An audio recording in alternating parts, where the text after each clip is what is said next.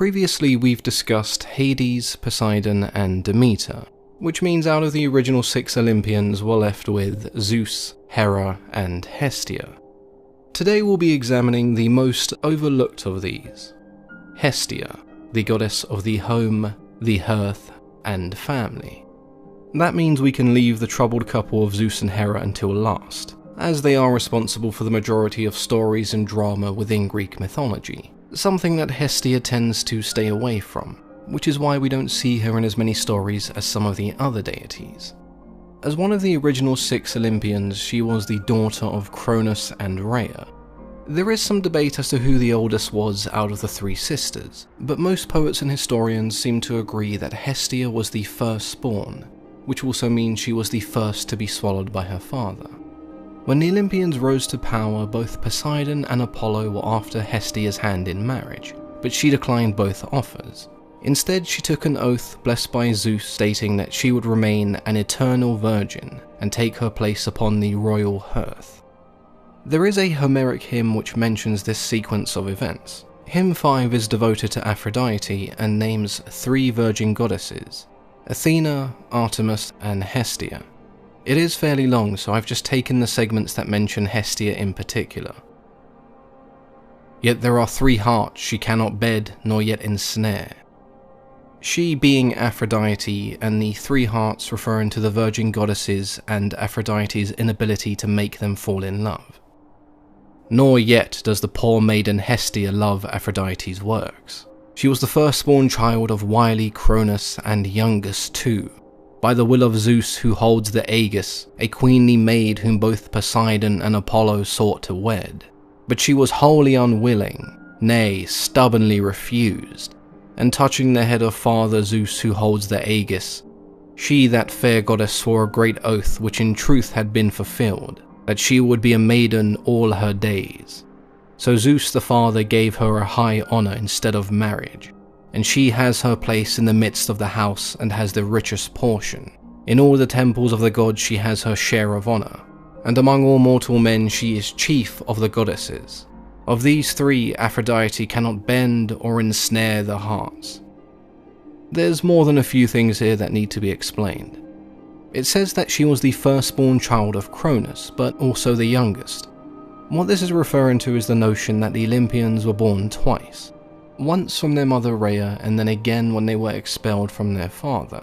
Hestia was the firstborn, which means she was also the first to be swallowed. When Zeus came and gave his father the potion which caused him to throw up the rest of the Olympians, Hestia was the last, which I guess makes sense if she was at the very bottom of his stomach. The hymn goes on to say that even the most powerful deities such as Zeus and Hera are led astray by Aphrodite, which in this case means love and temptation. So we do get some insight into Hestia's character. It's quite selfless to reject love and then take an oath to remain that way, so you can dedicate your life to performing your duties. She was known as the goddess of domestic life, so all happiness and blessings within the home were attributed to Hestia. Some believe she and Hermes are responsible for teaching man how to build houses, and as a result a small part of Hestia dwells in every household. It's also why Hestia and Hermes often appear together as teachers and protectors of man's work. Going back to the hymn, there are still a few things we need to explain. And she has her place in the midst of the house and has the richest portion. In all the temples of the gods she has her share of honor, and among all mortal men she is chief of the goddesses. Now again, some of this at first glance may not make sense. We've just discussed how she governed the home, so saying she has the richest portion of the house, that's fine. In all the temples of the gods she has her share of honor, and among all mortal men she's the chief of the goddesses. That needs some explaining. To most people the chief goddess would either be Athena because of how widely worshipped she was, or Hera as the wife of Zeus. But if we approach this idea from a day-to-day perspective, the majority of worship and sacrifice would not be done in the temples of the gods. Much like many religious people today only visit their place of worship once or maybe a few times a week. Instead, the altar in all homes where sacrifices would occur to domestic gods was the hearth.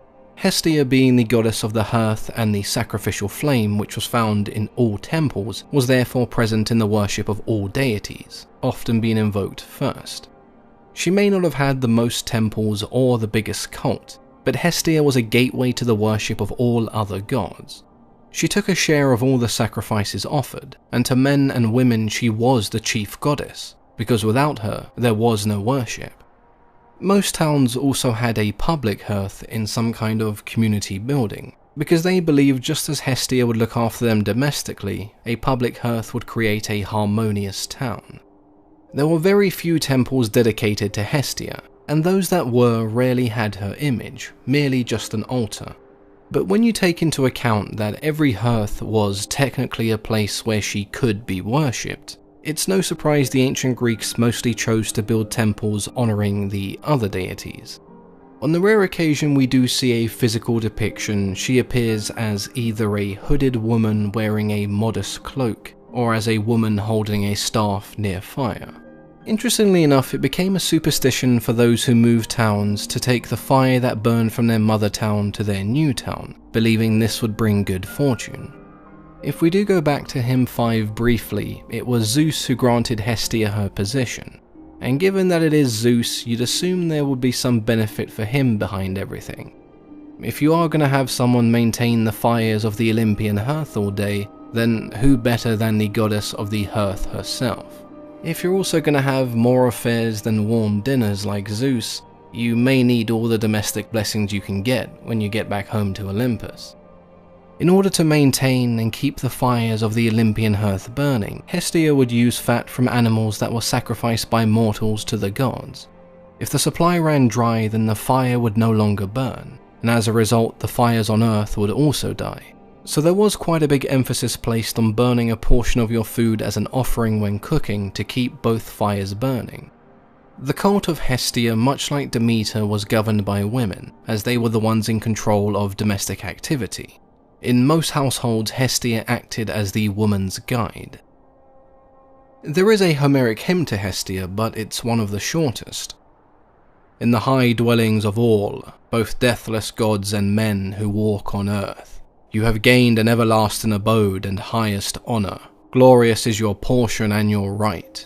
For without you, mortals hold no banquet, where one does not duly pour sweet wine in offering to Hestia both first and last.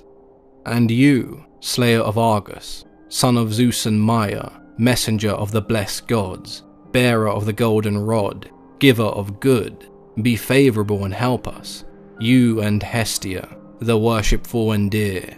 Come and dwell in this glorious house in friendship together, for you two, well knowing the noble actions of men, aid on their wisdom and their strength. Hail, daughter of Cronus, and you also, Hermes, bearer of the golden rod. Now I will remember you, and another song also. This reinforces the notion of how reliant mortals were on Hestia. Without her, there is no food, there is no fire, and there is no connection to the gods. The second half of this hymn is referring to Hermes, who, alongside Hestia, were man's two greatest teachers and allies among the gods. When it comes to stories featuring Hestia, only a few come to mind. You of course have the story of Cronus swallowing his children, but we've already discussed that. You also have the time Zeus was dethroned, and the likes of Poseidon, Apollo and Athena argued over which of them should rule. Hestia was among the few deities who showed no interest, and while the others put their names forward, she continued tending the hearth. The most eventful story she appears in involves the god Priapus. It begins at a great feast held by Rhea. All the gods and goddesses were invited, as well as the nymphs and the satyr, except Silenus, but he came anyway. All who attended had a great time and consumed so much wine that the entire party was intoxicated. Everyone was stumbling around and laying on the grass trying to sober up. Hestia decided she would take a nap outside. Priapus was stalking around the garden looking for some nymphs to get frisky with when he came across Hestia asleep on the grass. He approached her quietly as to not wake her, but stumbling by on his donkey came Silenus. As Priapus began to get heavy-handed, the donkey let out a bellowing bray, which woke Hestia from her sleep. She brushed off Priapus and alerted the other gods, who came swiftly and gave him the beating he deserved. It does make you wonder if the reaction would have been the same if it was a random nymph or not one of the virgin goddesses, especially one valued as highly as Hestia. The Roman iteration of Hestia was known as Vesta, who was also the goddess of the hearth, home and family. She did appear in human form occasionally, but she was more commonly represented by the fire in her temple. The 7th of June until the 15th of June marked a holiday in her name known as the Vestalia. During this period, her female followers would walk her temple barefoot and present to Vesta offerings of food.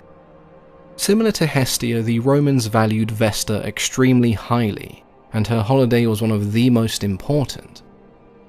To summarize, Hestia is one of those deities from a storytelling standpoint who doesn't really appear in Greek mythology. But if you look at the more practical religious side, she played a large part in the ancient Greeks' daily life. Whenever I cover Greek mythology, I do always tend to lean towards the storytelling element, and that's because that's what I find most interesting. But with some deities that just isn't possible, and honestly it does make a welcome change from time to time. So this is where I throw it over to you. How much of Hestia did you know prior to this video? Do you prefer the more practical deities with less of the crazy stories? Or are you in it mostly for the stories? Let me know in the comments below. As always, I've been your host, Mythology and Fiction Explained.